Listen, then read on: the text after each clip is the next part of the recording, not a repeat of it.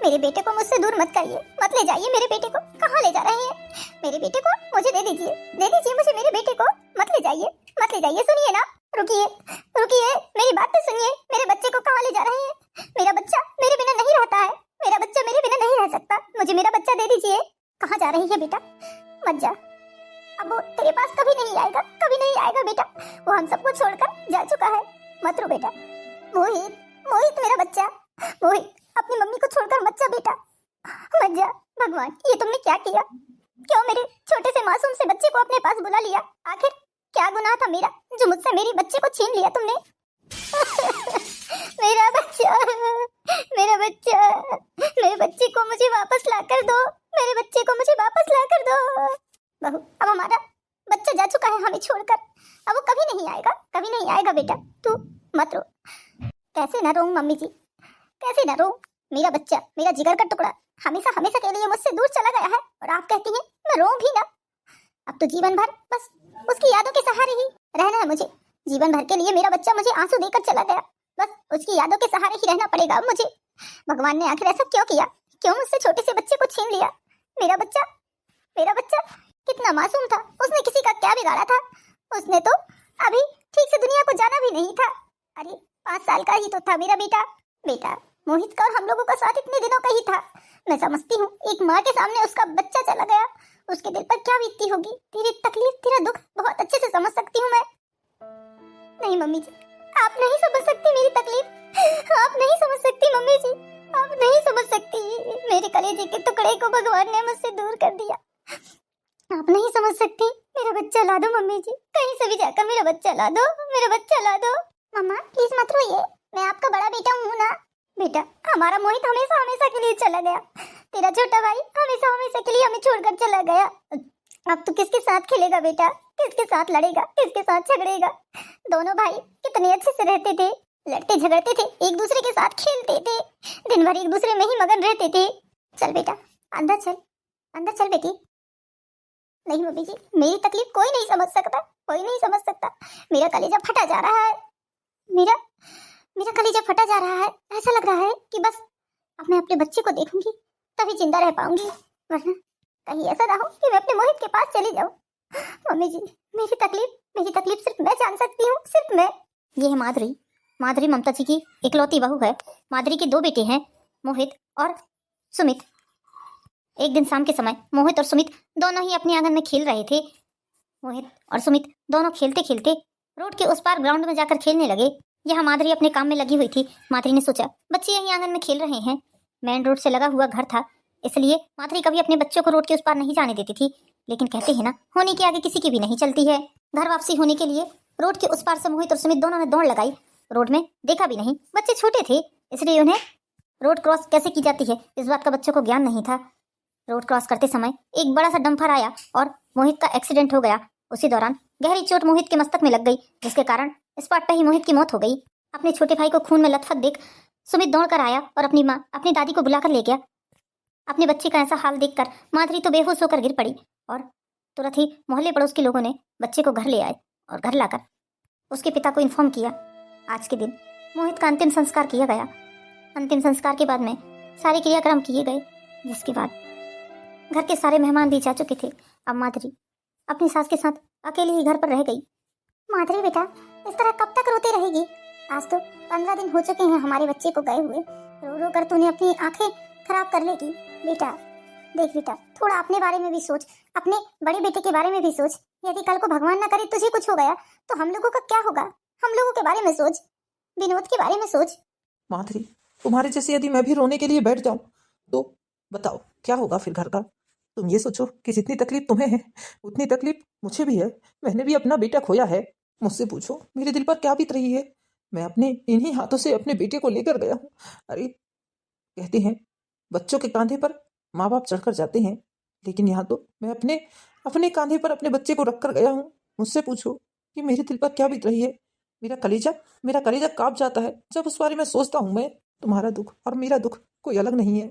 मैं तुम्हारी तकलीफ को बहुत अच्छे से समझ सकता हूँ, लेकिन मैं नहीं चाहता कि आगे हम लोगों के साथ और भी कुछ गलत हो। देखो माधुरी, तुम्हें हम लोगों के कारण अपना ध्यान रखना पड़ेगा, हमारे बड़े बेटे के लिए अपना ध्यान रखना पड़ेगा। इस तरह रोते रहोगी तो तुम्हारी हालत क्या होगी? खाना नहीं, पीना नहीं, सोना नहीं, बस रोना रोना। आप तो इधर उधर बैठकर अपना मन बहला लेंगे जी। मैं कहाँ जाऊँ, मैं किससे बोलूँ, किसके पास जाकर अपना दुखड़ा रोऊं? मैं तो घर पर ही घुट घुट कर मर जाऊंगी ऐसा लगता है। बेटा तुझे तो बोलती हूँ कि तू उठ कर बैठ, सामने पड़ोस वालों के साथ बैठ, अपने मायके चले जा 1-2 दिन के लिए, कहीं घूमने चले जा। कम से कम तेरा थोड़ा दिमाग इधर उधर लगेगा, मन कहीं और लगेगा, तो थोड़ी कम याद आएगी हमारे बच्चे की। बेटा बच्चे को भूल पाना तो नामुमकिन है, लेकिन थोड़ा सा अपने आप को व्यस्त रखना सीख। लोगों के साथ उठेगी बैठेगी तो तेरा दुख कम होगा। 4 लोगों के साथ बैठने उठने से इंसान का दिमाग भी ठीक रहता है। बेटा चल उठ जा। आप लोग नहीं समझोगे मेरी तकलीफ को, आप लोग नहीं समझोगे मेरा दुख कोई कम नहीं कर सकता, कोई कम नहीं कर सकता। आखिर मैं माँ हूँ अपने बच्चे की, मैं माँ हूँ। तुम माँ हो तो मैं उसका बाप हूँ। अपना दुख बताकर मैं भी अपना काम धंधा सब कुछ छोड़ देता हूँ। बताओ, छोड़ दूं मैं अपना काम धंधा? कैसे घर चलेगा? हमारे बच्चे कैसे पलेंगे? तुम्हारा और माँ का भरण पोषण कैसे कर पाऊंगा मैं? जीवन जीने के लिए काम तो करना ही पड़ता है माधुरी। इस तरह माधुरी को माधुरी के पति और माधुरी की सास समझाती हैं। फिर माधुरी धीरे धीरे करके अपने रोजमर्रा के कामों में लग जाती है। अपने बेटे के जाने का गम जीवन भर ना भुला पाने वाली माधुरी देखते ही देखते अब बूढ़ी हो चुकी थी। माधुरी का बेटा सुमित 25 साल का हो गया था। माधुरी की सास का भी देहांत हो गया था। ये लो जी चाय पी लो। माधुरी, आज सुबह से सुमित नहीं दिख रहा है मुझे। कहाँ गया है हमारा बेटा? जरा भी नजरों से ओझल होता है तो एकदम ही दिल बैठा जाता है। किसी परीक्षा में भाग लिया था हमारे बेटे ने, बस आज उसी का रिजल्ट आना था तो सुबह से नहा धोकर और गया है। आपको देख रहा था, आप शायद घूमने के लिए निकल गए थे, इसलिए वो मेरे ही पैर पड़ के चला गया। चलो अच्छा है, मेहनत तो बहुत किया है हमारे बेटे ने उस परीक्षा में पास होने के लिए। सफल हो जाए तो बहुत अच्छा है, हमारे बेटे का करियर बन जाएगा, सरकारी नौकरी लग जाएगी उसकी। भगवान हमारे बेटे को हर सुख दे, हर खुशी पूरी करे उसकी। उसके अलावा अब है ही कौन हमारा। मोहित चला गया, अम्मा जी चली गई, हम दोनों और हमारा बेटा, बस 3 लोगों का ही परिवार बचा हुआ है। अब तो एकदम ही वीराना लगने लगा है घर। मुझे मेरे बच्चे की बहुत याद आती है जी, बहुत याद आती है। ऐसा लगता है कि भगवान कोई चमत्कार कर देते और मेरा बेटा मेरे सामने आकर खड़ा हो जाता। काश ऐसा हो पाता। नहीं माधुरी, अब ये कभी नहीं हो पाएगा। कभी हमें अपना बच्चा नहीं मिल पाएगा। जो इंसान दुनिया से चला जाता है वो दोबारा कभी वापस नहीं आता है, कभी नहीं आता। नहीं नहीं, बुजुर्ग लोग कहते हैं जाने वाले व्यक्ति पर जब हमारी अधिक आस रहती है, अधिक मोह ममता रहती है, तो वो इंसान जरूर किसी न किसी रूप में वापस आता है। या तो जीव जंतु के रूप में हमारे पास वापस आएगा, वरना हमारे ही किसी बच्चे के पेट में जन्म लेगा। वो हो सकता है हमारे सुमित के बच्चे के रूप में हमारा मोहित वापस आ जाए। मुझे मेरा बच्चा वापस मिल जाए। नहीं माधुरी, ये सब सच नहीं है। अरे कब से हमारा बच्चा खत्म हुआ है? आज से 20 साल हो गए हमारे बेटे को गए हुए, और तुम बच्चे की आस लगाकर बैठी हो। जाने वाला व्यक्ति चला गया, वो तो यहाँ से प्राण निकले और किसी और जीव में जाकर बस जाते हैं। प्राणात्मा कोई भटकते थोड़ी ना रहती है। तुम इन सब बातों पर ध्यान मत दो। तुम्हारी वैसे भी सेहत कुछ ठीक नहीं है। एक काम करो, थोड़ी देर जाकर मंदिर में भजन कीर्तन चल रहे हैं, वहां जाकर भजन कीर्तन में शामिल हो जाओ। तुम्हारा थोड़ा मन भी ठीक हो जाएगा। 4 लोगों के साथ उठोगी बैठोगी हंसोगी बोलोगी तो थोड़ा दिमाग भी ठीक रहता है। तो मैं कितनी बार समझाता हूँ माधुरी, अकेले अकेले घर में गुंग जैसी पड़ी रहती हो। 4 लोगों के साथ उठा बैठा करो। मैं क्या करूं जी, मेरा मन ही नहीं लगता। बच्चे को गए हुए 20 साल हो गए हैं, लेकिन मेरा ऐसा लगता है कि मेरा दर्द, मेरी तकलीफ आज भी वही है, आज भी उतनी ही है। मेरी पीड़ा कोई नहीं समझ सकता, मेरा दर्द कोई नहीं समझ सकता। माँ पापा, बधाई हो माँ पापा, मैं कंपटीशन एग्जाम में पास हो गया, मेरी गवर्नमेंट जॉब पक्की हो गई। बहुत बहुत बधाई हो बेटा, बहुत बहुत बधाई हो। तूने मेहनत भी बहुत किया है, दिन रात एक कर दिया इस परीक्षा में पास होने के लिए। अभी अभी तुम्हारी माँ हमें बता रही थी कि तुम रिजल्ट लेने के लिए गए हो। खूब खुश रहो बेटा, दुनिया की सारी खुशियां भगवान तुम्हारी झोली में डाल दे। जीवन में तुम्हें कोई कष्ट मुसीबत ना आए, भगवान तुम्हारे हिस्से की दुख तकलीफ भी मेरे हिस्से में डाल दे। ये सब कुछ आप लोगों के आशीर्वाद और प्यार से हुआ है माँ। इस शहर में मुश्किल से 2 लोगों का सिलेक्शन हुआ है, जिसमें से मैं एक हूँ। ये तो बहुत खुशी की बात है बेटा, भगवान तुझे ऐसे ही तरक्की दे, ऐसे ही तरक्की दे।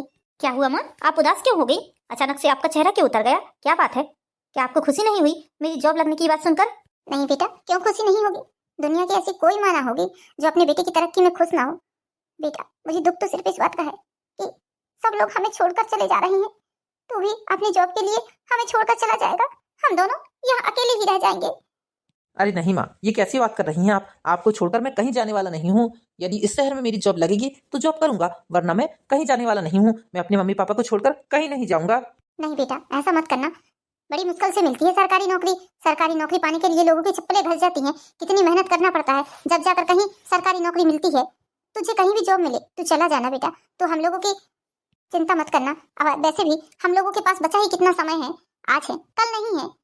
तो हम लोगों के खातिर अपनी भविष्य खराब मत करना। कितनी मेहनत किया है तूने इस नौकरी को पाने के लिए। मेरे लिए कोई भी नौकरी, कोई भी सर्विस मेरे माँ बाप से बढ़कर नहीं है। दुनिया की कोई भी ऐसी चीज़ नहीं है जो मेरे माँ बाप से बढ़कर हो। इसलिए अपने माँ बाप के लिए तो ऐसी कई नौकरियां कुर्बान कर दूंगा मैं।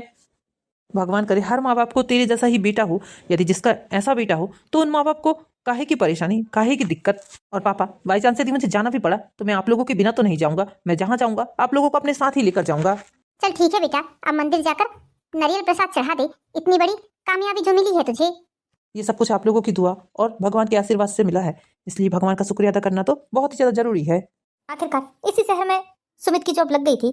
ज्वाइनिंग लेटर आने के बाद में सुमित अब जॉब पर भी जाने लगा था। धीरे धीरे करके समय बीतने लगा। एक दिन सुमित अपने घर में एक लड़की को अपने साथ लेकर आता है। माँ उठिए, देखिए आपसे मिलने के लिए कौन आया है। माँ। कौन है बेटा? सोने तो दे, थोड़ी देर नींद आ रही है मुझे, ठंड कितनी ज्यादा लग रही है इसलिए सो गई थी वो ढाक कर। माँ एक बार आप आंखें खोल कर तो देखिए, यकीन मानिए आप बहुत खुश हो जाएंगे देखकर। तुम कौन हो बेटा? मैंने तुम्हें पहचाना नहीं। सुमित बेटा, ये लड़की कौन है? पलक, ये मेरे मम्मी पापा हैं। पैर छुओ इनके। लेकिन ये लड़की है कौन, हमें पहचान भी तो बताओ बेटा, हमने इसे पहचाना नहीं। अंकल जी, आंटी जी, मैं सुमित की कॉलेज की फ्रेंड हूँ। हम दोनों बहुत साल से एक दूसरे को जानते हैं और बहुत अच्छी दोस्त भी हैं हम।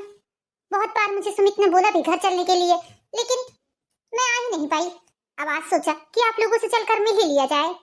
अच्छा किया बेटा, बहुत अच्छा किया जो तुम चली आई। थोड़ा सा हमें भी अच्छा लगा आज तुम आई हो तो। चलो हम चलकर बैठते हैं, चाय नाश्ता बनाती हूँ मैं तुम्हारे लिए। ठीक है अंकल जी, आंटी जी, आप लोग अपना ध्यान रखिएगा। मैं चलती हूँ, मैं आती रहूंगी अब आप लोगों से मिलने के लिए। हाँ हाँ बेटा, बहुत अच्छा लगा तुम यहाँ आई तो हमें बहुत खुशी हुई। ऐसे ही आते रहना। तुम्हारे आने से ऐसा लगा आज कि कोई हमारा अपना आ गया है इस घर में। ठीक है आंटी जी। मम्मी पापा, मैं पलक को घर छोड़कर आता हूँ। ठीक है बेटा, इसे अकेला मत छोड़ना, साथ में ले जाकर घर छोड़ना। आज का समय बहुत खराब है, तुम तो जानते ही हो। जी पापा। सुमित बेटा, क्या सच में वो लड़की तुम्हारी सिर्फ दोस्त है? बताओ बेटा, हमें ऐसा कुछ लगा नहीं कि सिर्फ वो तुम्हारी दोस्त ही होगी। हाँ हाँ बेटा, हमें तो दोस्ती से ज्यादा कुछ और लग रहा था। बताओ बेटा। मम्मी पापा, आप सही बोल रहे हैं, वो लड़की सिर्फ मेरी दोस्त नहीं है। मम्मी पापा, मैंने आप लोगों से आज तक कोई बात नहीं छुपाई है, इसलिए आज भी आप लोगों से ये बात नहीं छुपाऊंगा। मैं और पलक एक दूसरे को कॉलेज टाइम से ही एक दूसरे को बहुत पसंद करते हैं।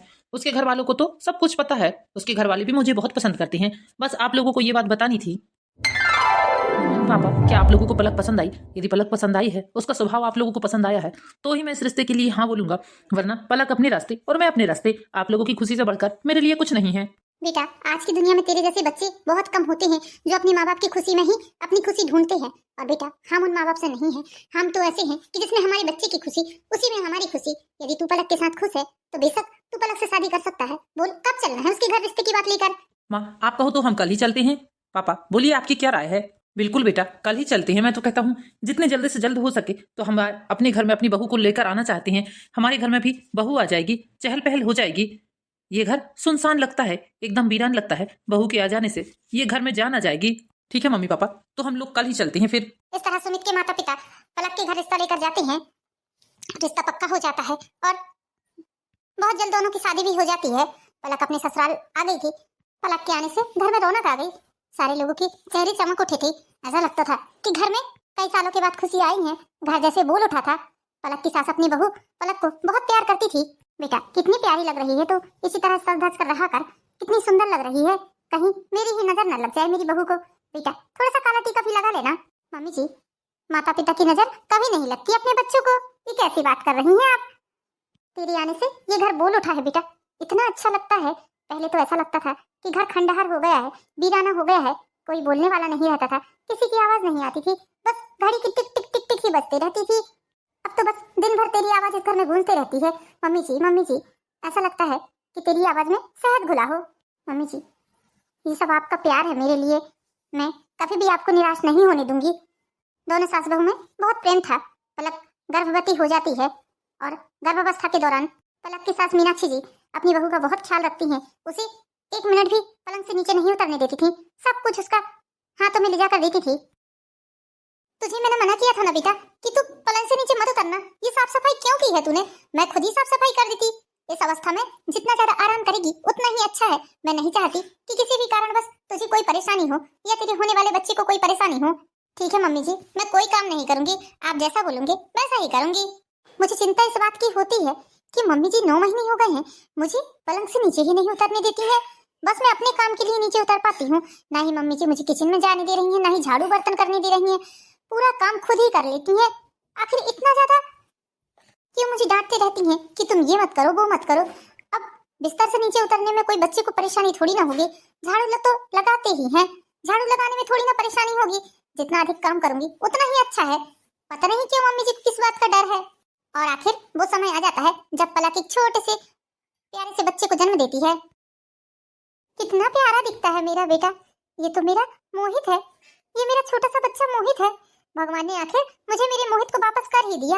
आजा बेटा, आजा अपनी माँ के पास। मेरा मोहित, मेरा राज दुलारा, मेरा कलेजी का टुकड़ा, मेरा जिगर का टुकड़ा, तू आखिर अपनी माँ के पास आ ही गया। चल अब तो मेरे पास रहेगा, तुझे मैं अपने पास सुलाऊंगी। मेरा बच्चा कहाँ गया? लगता है आज फिर मम्मी जी बच्चे को लेकर चली गई हैं। बच्चा मेरे पास रह ही नहीं पा रहा है। 4 दिन का तो हुआ है, लेकिन मम्मी जी बस एक ही बात बोलकर बच्चे को ले जा लेती हैं कि बच्चा मेरा है, बच्चा मेरा है। मुझे समझ में नहीं आ रहा है कि मम्मी जी ऐसा क्यों बोल रही हैं। ना बेटा ना, नहीं रोते, मैं तेरी माँ हूँ। देख मोहित, मैं तेरी माँ हूँ बेटा, मैं तेरी माँ हूँ। अपनी माँ को भूल गया तो? मैं तेरी माँ हूँ बेटा। मम्मी जी बच्चा कब से रो रहा है, रो रो कर उसका गला सूखा जा रहा है, मुझे दे दीजिए। बच्चे तो थोड़ा बहुत रोते ही रहते हैं, तुम क्यों परेशान हो रही हो बहू? जाओ जाकर आराम करो, मैं अपने बच्चे को बहुत अच्छे से संभाल लूंगी। जाओ तुम जाकर सो जाओ। मम्मी जी बच्चा रो रहा है, दीजिए ना मुझे। कब से रोई जा रहा है, रोई जा रहा है, गला सूख गया है उसका रो रो कर। बहू मैंने तुमसे कहा ना, तुम चिंता मत करो बिल्कुल भी। बच्चा मेरे पास बहुत अच्छे से खेल रहा है। वो तो थोड़ा बहुत रोते ही रहते हैं बच्चे। और ये मेरा बच्चा है, मेरा मोहित है। ये भले ही तुम्हारे पेट से जन्म लिया है इसने, तुम्हारी कोख से जन्म लिया है, लेकिन बच्चा ये मेरा ही है। क्या हुआ पलक, तुम यहाँ ठंड में क्यों घूम रही हो? कुछ नहीं सुमित, बस मैं ऐसे ही देखने आई थी कि बच्चा कहाँ है। मीनाक्षी जी अपने पोते को अपने बेटे का ही रूप मान रही थी। अपनी बहू से बार बार बच्चे को ले आती थी, ना ही उसे ढंग से दूध पिलाने देती थी, ना ही उसकी तेल मालिश करने देती थी। सारा काम खुद ही करती थी। बच्चा रोते रहता था, फिर भी मीनाक्षी जी उसकी माँ को उसे नहीं देती थी। मीनाक्षी जी को लगता था वो उनका बेटा है, वो वापस आ गया है, इसलिए उसे वो ही रखना पसंद करती थी। सुमित जी आज मेरा बच्चा पूरे 15 दिन का हो गया है, लेकिन 15 दिन में मजाल है कि मैंने 15 घंटे भी अपने बच्चे को ठीक से रखा हो। मुझे तो लग ही नहीं रहा है कि मैं माँ बन गई हूँ। मुझे तो ऐसा महसूस ही नहीं हो रहा है कि मैं एक छोटे से मासूम से बच्चे की माँ हूँ। मम्मी जी पता नहीं क्या सोच रही हैं, ले देकर मेरे बच्चे को अपने पास ले जा लेती हैं। अरे मेरा भी तो मन करता है कि अपने बच्चे को लाड़ करूं, प्यार करूं। मैं अपने बच्चे को ठीक से अपने सीने से लगा भी नहीं पा रही हूँ।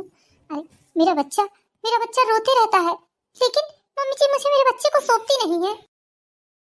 सुमित जी ये मोहित कौन है? बार बार मम्मी जी बच्चे को मोहित मोहित क्यों बोलती हैं? पलक, मोहित मेरे छोटे भाई का नाम था। बचपन में रोड क्रॉस करते समय एक डंफर ने उसे टक्कर मार दी, जिसके कारण इस पार्ट में ही मेरा भाई खत्म हो गया था। उसके जाने के बाद माँ इतनी ज़्यादा दुखी हो गई थी कि पूछो ही मत। दिन रात बस मोहित मोहित का ही नाम लेती रहती थी, ना ही ढंग से हंसती थी ना ही बोलती थी। जब भी माँ की नींद खुलती थी माँ चीख मारकर उठ जाती थी और मोहित मोहित करके रोने लगती थी। माँ ने मोहित को बहुत प्यार किया था और माँ को ऐसा लगता है अब कि मोहित आ गया है हमारे बच्चे के रूप में, बस इसलिए बच्चे को ले लेकर घूमते रहती हैं। तुमने देखा ना बच्चे को कितना प्यार करती हैं वो, बच्ची का सारा काम अपने हाथों से करना चाहती हैं। 20 साल से मरा हुआ इंसान कभी वापस नहीं आता, ये मम्मी जी का भ्रम है। मम्मी जी आखिर ये बात क्यों नहीं समझ रही हैं कि वो मेरे बच्चे से मुझे दूर कर रही हैं। अरे जब तक मेरा बच्चा मेरे पास नहीं रहेगा तो कैसे जानेगा कि हम उसके माँ बाप है। मैं भी तो 9 महीने तक अपने बच्चे को देखने को तरसी हूँ, और आज जब मेरा बच्चा मेरी आंखों के सामने आया है तो मैं उससे ठीक से दुलार भी नहीं कर पा रही हूँ, लाड़ प्यार भी नहीं कर पा रही हूँ। अरे आखिर ऐसा कौन सा अपराध है मेरा? अब मम्मी जी का बच्चा उनसे भगवान ने छीन लिया तो उसके लिए मेरा क्या दोष है? वो मुझसे मेरा बच्चा क्यों छीन रही है? कि मम्मी जी को इतनी बात समझ में नहीं आती? वो भी तो एक माँ है ना, उन्हें क्यों ये बात समझ में नहीं आ रही है? पलक तुम चिंता मत करो, मैं भी बच्चे को लेकर आता हूँ। बच्चा आज रात तुम्हारे पास ही रहेगा। क्या पता मम्मी जी बच्चे को देती हैं या नहीं देती। मुझे मेरा बच्चा दे दो, मुझे मेरा बच्चा दे दो, मेरा राज दुलारा, मेरा लाडला। आज तुझे तेरी माँ जी भर प्यार करेगी। बेटा, तू मेरा बेटा है, तू मेरा बच्चा है, मैं तेरी माँ हूँ। आज तुझे तेरी माँ सीने से लगा कर रखेगी। आज तू 15 दिन का हो गया है, 15 दिन में आज पहली रात ऐसी होगी जो तू मेरे साथ सोएगा। मेरा बेटा, मेरा जिगर का टुकड़ा। बहू, दूध पिला दिया तुमने बच्चे को? ला, मुझे दे दो बच्चे को। तुम आराम करो, तुम्हें आराम करने की सख्त जरूरत है। मम्मी, अभी अभी तो लेकर आया हूँ मैं बच्चे को पलक के पास में, और आप पलक से फिर बच्चा ले जाने लगी। अरे बेटा, तू कैसी बात कर रहा है? मैं तो बहू के भले के लिए ही सोच रही हूँ। अरे तुझे समझ में आना चाहिए, दूसरी सासें तो बच्चे को बहू के पास सौंप देती हैं कि जैसा लगता है वैसा कर, देखती तक नहीं है। और एक मैं हूँ जो दिन रात बच्चे को रखकर घूमते रहती हूँ, उसकी पूरी सेवा जाप्ता कर रही हूँ। ये सोच कि तुम लोगों को फ्री छोड़ दिया है मैंने, और तू मुझसे ऐसा बोल रहा है? बेटा, मैं उन माओ में से नहीं हूँ जो बहू के ऊपर पूरा जिम्मेदारी सौंप दे। बच्चे की जिम्मेदारी अलग, घर की जिम्मेदारी अलग। मैं तो ऐसी हूँ कि अपने जैसे हर किसी को समझती हूँ मैं। बहू, जब मैं माँ बनी थी ना बेटा पहली बार में, तो मेरे बच्चे को संभालने के लिए कोई नहीं था। मैं बच्चे को संभाल कर इतनी ज्यादा चिड़चिड़ी हो गई थी कि पूछो ही मत। मैं नहीं चाहती कि तुम भी चिड़चिड़ी हो जाओ। घर का सारा काम तो मैंने कर ही दिया है, तुम बढ़िया आराम करो। आराम से 10, 11, 12 बजे सोकर उठना। आजा मेरा बच्चा, चल तू अपनी माँ के पास रहेगा। मम्मी जी, इस तरह आप मेरी गोदी से बच्चे को बार बार लेकर जाएंगी तो बच्चा मुझे पहचानेगा कैसे? अपने पापा को कैसे पहचानेगा? बच्चा तो बस आपकी शक्ल सूरत देखकर ही आपको पहचानेगा, आपको ही अपना माता पिता सब कुछ समझेगा। अरे तो समझने दो ना बेटा, अच्छी बात है, कम से कम तुम तो फ्री रहोगी। मैं तुम्हें फ्री ही छोड़ना चाहती हूँ। तुम आजाद रहो, फुर्सत रहो, फ्री रहो, कहीं भी आओ जाओ। बच्चे के होने के बाद तुम्हें अड़चन पैदा नहीं होना चाहिए, इसलिए बस बच्चे की देखभाल मैं ही करती हूँ। मम्मी जी, मुझे इतनी भी ज्यादा आजादी नहीं चाहिए कि मैं अपने बच्चे से ही दूर हो जाऊं। ये सब तुम्हारी परेशानी है, तुम्हारी दिक्कत है, मुझे इन सब बातों से कोई लेना देना नहीं है। ये मेरा मोहित है, ये मेरा बच्चा है, मैं इसकी माँ हूँ। आज आपकी ये सब दकियानुसी बातें बिल्कुल नहीं चलेंगी मम्मी जी। आज मैं अपने बच्चे को अपने पास सुला कर ही रहूंगी। मुझे दीजिए मेरा बच्चा, ये मेरा बच्चा है, आपका बच्चा नहीं है। ये पागलपन किसी और के सामने बताइएगा आप। बहू, तुम्हें जो बोलना है, जैसा बोलना है तुम वैसा बोल सकती हो, मुझे इन सब बातों से कोई परेशानी नहीं है। लेकिन बच्चे को मैं तुम्हें नहीं दूंगी, बच्चा तो मेरे पास ही रहेगा। ये मेरा बच्चा है, भले ही जन्म तुम्हारी कोख से लिया है, लेकिन ये मेरा मोहित है, ये मेरा मोहित है, मैं इसे अपने पास ही रखूंगी। ऐसा मत करिए मम्मी जी, मुझसे मेरे बच्चे को मत छीनिए। मैंने 9 महीने अपने बच्चे का इंतजार किया है। जब से बच्चा जन्म लिया है तब से आप मेरी गोद में भी मेरे बच्चे को नहीं आने दे रही हैं। मीनाक्षी, ये सब क्या चल रहा है? तुम पागल तो नहीं हो गई हो ना? तुम अपनी बहू के साथ ही इतना गलत कैसे कर सकती हो? उस बहू के साथ जिस बहू को तुम जान से भी ज्यादा चाहती थी, आज उसी बहू को इतनी तकलीफ दे रही हो। तुम्हें समझ में नहीं आ रहा है वो अपने बच्चे के लिए कितना तड़प रही है? अरे, एक माँ से बच्चे को छीनना क्या कहलाता है? ये तुमसे बेहतर और कौन समझ सकता है? जो दुख तुम्हें ऊपर वाले ने दिया है वही दुख तुम अपनी बहू को दे रही हो। अरे, ये तुम्हारा पोता है, तुम्हारा बेटा नहीं है। इस घर में रहकर भी ये तुम्हारे पास ही रहेगा। बहू से छीनकर तुम इसे अपना बेटा नहीं बना सकती हो। बहू का चेहरा नहीं दिख रहा है तुम्हें? जिस बहू के एक आह करने पर भी तुम्हारी जान निकलने लगती थी, जिस बहू को तुमने पूरे 9 महीने नीचे जमीन में पैर नहीं रखने दिया, हर काम तुमने कर करके दिया है, और आज उसी बहू को इतनी तकलीफ दे रही हो। तुम क्यों नहीं समझ रही हो कि बच्चा उसका बेटा है? मैं क्या गलत कर रही हूँ? ये मेरा मोहित है, ये हमारी बहू के पेट में आया जरूर है, लेकिन ये मेरा मोहित है। मैं जानती हूँ ये मेरा मोहित है। हाँ ठीक है, मैं मानता हूँ कि ये हमारा मोहित है, लेकिन इस तरह बहू से उसके बच्चे को छीनकर तुम अपने मोहित को कभी नहीं पा सकती हो। अरे, तुमने कितनी तकलीफ उठाई है, कितनी परेशान हुई हो तुम इतने सालों तक। तुम ये सोचो ना, तुम अपने बच्चे के बिना कैसे रही हो? बताओ मुझे। जो दर्द, जो पीड़ा, जो तकलीफ तुम्हें ऊपर वाले ने दी है, वही तकलीफ, वही दर्द, वही पीड़ा तुम अपनी बहू को दे रही हो। मम्मी जी, मैं आपको बच्चे को रखने के लिए मना नहीं कर रही हूँ, लेकिन मुझे भी तो अपने बच्चे को गोद में रखने दीजिए, उसे लाड़ प्यार करने दीजिए। ये समय निकल गया तो फिर कभी वापस नहीं आएगा। मुझे अपने बच्चे के साथ उसके बचपन को जीने दीजिए, उसके हर वो काम करने दीजिए जो एक माँ करती है। मेरे भी ऐसे ही सपने थे कि मैं अपने बच्चे को नहलाती, उसे तेल मालिश करती, उसे कपड़े पहनाती, उसे घुमाती, लेकिन ये सब सपने के सपने ही रह गए। मेरा बच्चा होते हुए भी मैं अपने बच्चे पर ममता नहीं लुटा सकती, उसे अपने सीने से नहीं लगा सकती, उसे अपने कलेजे से नहीं लगा सकती। मेरे बच्चे के होते हुए भी मुझे इतनी दर्द, इतनी पीड़ा झेलनी पड़ रही है। बेटी, मुझे माफ कर दे, सच में मुझसे बहुत बड़ी गलती हुई है। इस बच्चे को देखकर मुझे ऐसा लगा मेरा मोहित आ गया है, मेरा मोहित वापस आ गया है। बस इसलिए उसकी मोह माया में मैंने इस बच्चे को तुझसे छीनना चाहा, मुझे ऐसा लगता था कि कहीं तेरे पास बच्चा रहेगा तो तुझे ही अपनी माँ समझेगा, इसलिए मैं बच्चे को अपने साथ रखना चाहती थी, उसे अपने साथ सुलाना चाहती थी, ताकि कल को बड़ा होकर बच्चा मुझे अपनी माँ बोले। ये बच्चा तेरा है और तेरा ही रहेगा। मैं बस इसकी दादी हूँ, दादी का जो काम रहता है वो जरूर करूंगी, लेकिन इस तरह तुझसे छीन कर इस बच्चे पर अपना प्यार नहीं लुटाऊंगी। आज से इस बच्चे की हम दोनों ही देखभाल करेंगे। तो इसकी माँ है और माँ ही रहेगी। बेटा, आइंदा से ये पागलपन फिर मैं कभी नहीं करूंगी। तो दोस्तों, कैसी लगी कहानी? कहानी पसंद आई तो हमारे वीडियो को लाइक कीजिए, चैनल को सब्सक्राइब कीजिए। मिलते हैं नेक्स्ट वीडियो में दोस्तों, तब तक के लिए बाय बाय।